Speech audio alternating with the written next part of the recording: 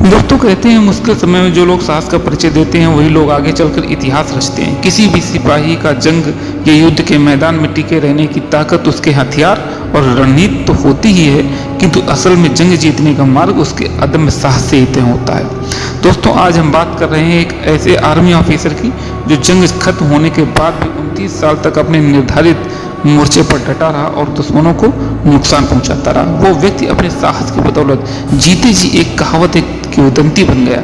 जी हाँ दोस्तों, हम अब कहानी सुनाने जा रहे हैं हीरो ओनिडा की, जिनकी जंग की कहानी दुनिया की सबसे अनोखी युद्ध स्टोरी है, जिससे आपको ढेर सारा मोटिवेशन मिलेगा। दोस्तों साल 1944 में दूसरा विश्व युद्ध अपने अंत की ओर बढ़ रहा था। पर्ल हार्बर अटैक के बाद से अमेरिका जापान को सबक सिखाने की पूरी तैयारी में था। उसी दौरान 26 दिसंबर 1944 को जापानी इंपीरियल आर्मी के सेकंड लेफ्टिनेंट हीरो ओनिडा को फिलीपींस के लुबांग के छोटे से द्वीप पर भेजा गया और उसे आदेश दिया गया कि जितना संभव हो सके वह अपनी टीम के साथ अमेरिकी सेना के मूवमेंट को रोकें। उसे हर कीमत पर अपनी जंग जारी रखनी है और कभी सरेंडर नहीं करने का आदेश मिला। इसी आदेश के साथ एक सुसाइड मिशन पर, एक आत्महत्या मिशन पर हीरो ओनिडा अपनी टीम के साथ निकल पड़े। 2 माहों के बाद फरवरी 1945 में अमेरिकी सेना ने पूरी ताकत के साथ हमला करके लुबांग द्वीप पर कब्जा कर लिया, जिसमें बहुत से जापानी सैनिक या तो मारे गए या सरेंडर करके चले गए।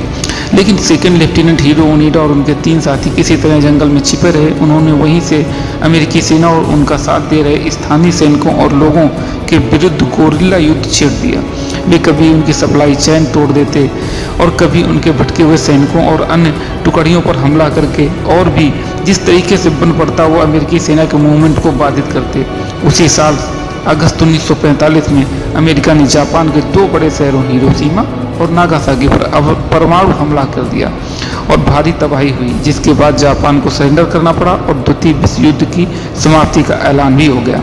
किंतु अभी भी हजारों जापानी सैनिक प्रशांत महासागर के अलग अलग द्वीपों में बिखरे पड़े हुए थे और ज़्यादातर हीरो ओनिडा की तरह जंगलों में छिपे हुए थे।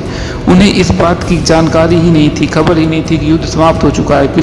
फिर क्या था, ये छिपे हुए सिपाही पूर्व की भांति दुश्मनों पर हमला करते रहे और लूटपाट करते रहे और जंगलों में ही अपना जीवन यापन करते रहे। इन हमलों को रोकने के लिए अमेरिकी फौज ने सरेंडर कर चुके जापानी सैनिकों और सरकार के साथ मिलकर एक मिशन चलाया, जिसमें इन्होंने पर्चियों में लिखवा कर जंगलों में भिगवाने का काम जारी रखा। फिलीपींस के जंगलों में हजारों लाखों पर्चियां गिराई गईं, जिसमें ऐलान किया गया था कि युद्ध समाप्त हो चुका है और अब सभी सैनिकों को अपने घर लौटना चाहिए। लेकिन हीरो ओनिडा और उनकी टीम ने इन पर्चियों को पढ़ने के बाद तय किया कि ये पर्चियां झूठी हैं और ये दुश्मन की कोई चाल है, इसलिए इस पर विश्वास नहीं करना चाहिए। हीरो ओनिडा ने वे पर्चियां जला दी और छिपकर हमला जारी करते रहे। 5 वर्ष और बीत गए, पर्चियां बंटनी बंद हो गई और ज़्यादातर अमेरिकी फौज भी अपने देश वापस लौट गई। लुबांग की स्थानीय जनता भी अपने काम, खेती और मछली पालन इत्यादि में लग गई। लेकिन हीरो ओनिडा की टीम जंग के मोड में बनी रही और जो मिलता उस पर हमले करती रही। आखिर में परेशान होकर फिलीपींस की सरकार ने नई पर्चियां छपवाकर उन्हें दोबारा जंगल में गिरवाया, जिसमें लिखा था, बाहर आ जाओ, युद्ध खत्म हो गया है, तुम लोग हार गए हो। हीरो ओनिडा और उनकी टीम ने इन पर्चियों पर भी विश्वास नहीं किया और झूठ मानकर हमले करते रहे। अंत में जापान सरकार ने युद्ध समाप्ति के 7 साल बाद एक आखिरी कोशिश और की, अपने छिपे हुए सैनिकों को जंगल से बाहर निकालने के लिए। इस बार सिपाहियों के परिवार की तस्वीरों और उन्हीं का एक संदेश छापकर पर्चियां गिराई गईं। साथ में जापानी सम्राट का अपने सैनिकों के लिए एक संदेश छपवाया गया था। किंतु एक बार फिर हीरो ओनिडा और उनकी टीम ने उसे सच नहीं माना, मान लिया कि यह पर्चियां भी अमेरिकी सेना की एक चाल है और उन्होंने फिर से युद्ध का मोर्चा संभाल लिया। दोस्तों कुछ साल और बीत गए, लेकिन अब उनके आतंक से, उनके हमलों से डरे हुए फिलीपींस के स्थानीय नागरिकों ने उनका सामना करने के लिए हथियार उठा लिए। इस प्रकार साल 1959 तक हीरो ओनिडा के एक आदमी ने समर्पण कर दिया तथा दूसरे आदमी को मार दिया गया। फिर 1 दशक बाद हीरो ओनिडा का आखिरी साथी कोजुका पुलिस की गोलियों से भी मार दिया गया। ये लोग युद्ध खत्म होने के 25 साल बाद भी लड़ रहे थे, क्योंकि उनके सैन्य कमांडर ने उन्हें युद्ध रोकने का आदेश नहीं दिया था। वे उस आदेश के साथ आए थे कि उन्हें सरेंडर करना ही नहीं है और जितना हो सके दुश्मन की को क्षति पहुंचानी है, ताकि जापान सुरक्षित रहे। हीरो ओनिडा को अपनी आधी से ज़्यादा जिंदगी लुबांग के जंगलों में बिता चुका था। वह अब अकेला था, फिर भी वह जंग के मैदान में हटने को तैयार नहीं था। अब जापानी सेना यह मान चुकी थी कि अब उनका कोई भी सैनिक या सिपाही मैदान में नहीं है। तभी उसी साल 1972 में उसके साथी कोजुका की मौत हो की खबर जब जापान पहुंची तो जापान में हलचल मच गई। अब जापान के लोग जंग हारने के बाद 25 साल बाद भी लड़ रहे सैनिकों को हीरो मानने लगे थे। अब लोगों को उनकी उम्मीद हुई कि उनका लेफ्टिनेंट हीरो ओनिडा अभी भी मैदान में डटा होगा। जापानी सरकार ने उसे खोजने के लिए कोशिश की किंतु वो नहीं मिला। अब पूरे जापान में हीरो ओनिडा को अपने लोग असली हीरो मानकर उसकी वीरता के किस्से कह रहे थे, लेकिन उसका कोई पता नहीं चल पा रहा था।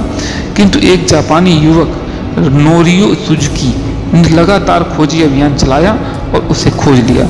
उससे हीरो ओनिडा ने कहा कि वह कभी न सरेंडर करने के आदेश के साथ निकले थे और उसी का पालन कर रहे हैं। अब जापानी युवक की बातें सुनकर हीरो ओनिडा को जापानी युद्ध की सच्चाई का पता भी चल चुका था, किंतु वह सरेंडर को तैयार नहीं था।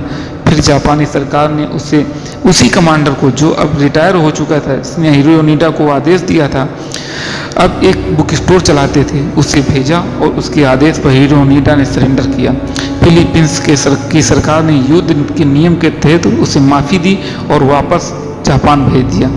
18 साल के ओनिडा अब 29 साल बाद 52 साल की उम्र में 1974 में, यानी द्वितीय विश्व युद्ध खत्म होने के 29 साल बाद जापान पहुंचे। अब वह एक सेलिब्रिटी बन चुके थे। इसके बाद उन्होंने एक अपनी आत्मकथा समेत उन्होंने ब्राज़ील की वायु सेना को ट्रेनिंग दी। जापान में युवाओं के लिए एक संस्था भी चलाई। अंत में वो हुआ जो कोई टाल नहीं सकता और साल 2014 में 91 साल की उम्र में टोक्यो शहर जापान में हीरो ओनिडा का निधन हो गया। किंतु एक वीर सैनिक की कहानी सदा सदा के लिए अमर हो गई। दोस्तों, उम्मीद करता हूँ कि यह साहसपूर्ण शौर्य गाथा आपको पसंद आई होगी। बड़े ही धैर्य के साथ अंत तक वीडियो देखने के लिए आपका बहुत बहुत आभार। यदि वीडियो पसंद आई हो तो कृपया चैनल को सब्सक्राइब करें, वीडियो को लाइक और शेयर करें।